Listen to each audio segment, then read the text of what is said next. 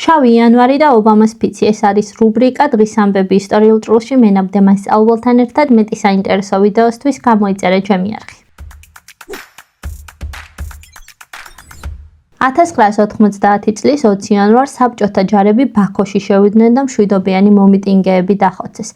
ეს დღე აზერბაიჯანში შავი იანვრის სახელითაა ცნობილი. 2009 წელს ბარაკ ობამა გახდა ამერიკის პირველი აფრო-ამერიკელი პრეზიდენტი. 1942 წელს ნაცისტებმა გამართეს ვანზეეს კონფერენცია, სადაც ებრაელთა საკითხის საბოლოოდ გადაწყვეტა ჰოლოკოსტი დაიგეგმა. 1965 წელს ინგლისში პირველად შეიკრიბა პარლამენტი. დაიმახსოვრა ტესტებისთვის 1990 წლის ტრაგედიები. თბილისი, ბაქო, ვილნიუსი საბჭოთა იმპერიის აგონიის მაჩვენებელი იყო. ეს ვიდეო გაუზიარე მას, ვინც აბარებს ისტორიას ან დაინტერესებულია წარსულით. მეტი საინტერესო ვიდეოსთვის კი გამოიწერე ჩემი არხი.